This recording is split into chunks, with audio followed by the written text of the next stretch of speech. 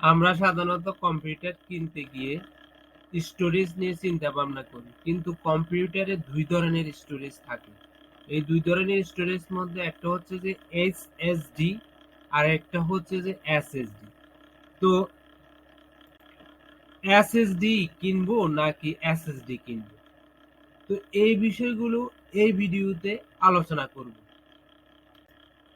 তাহলে আমরা SSD অর্থাৎ এটার মিনস হচ্ছে যে সলিড স্টেট ড্রাইভ, আর HDD হার্ড ডিস্ক ড্রাইভ। দুইটি কিন্তু মেমোরি ডিভাইস ডাটা স্টোরেজ করা হয়। এই ডিভাইসগুলো মানে এই স্টোরেজগুলোর সুবিধা অসুবিধাগুলো আমরা জানব। প্রথম, SSD মুভিং পার্টস থাকার কারণে এর ড্যামেজ হয় বেশি, দীর্ঘ সময় টিকে না বা লাস্টিং করে না। অপরদিকে SSD মুভিং পার্টস না থাকার কারণে ড্যামেজ হয় কম, দীর্ঘ সময় টিকে বা লাস্টিং করে থাকে। SSD মুভিং পার্টস থাকার কারণে কম্পন ও সাউন্ড বেশি হয়।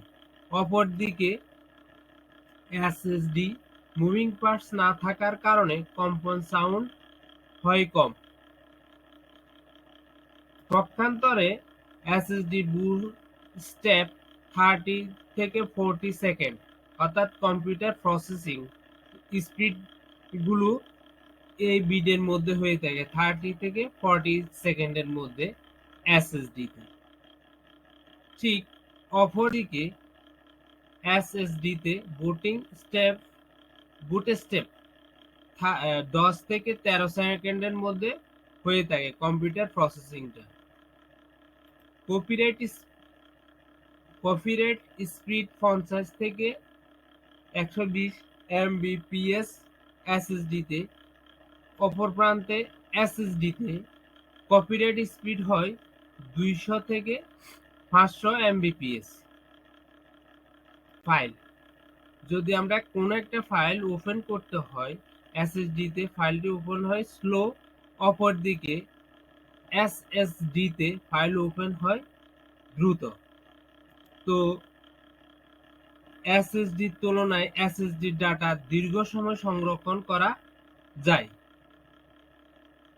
এর একটি অসুবিধা রয়েছে, সেটা হচ্ছে যে SSD 1 টেরাবাইট 5 থেকে 7,000 BDT হয়, আর SSD 1 টেরাবাইট 30,000 থেকে 32,000 BDT হয়।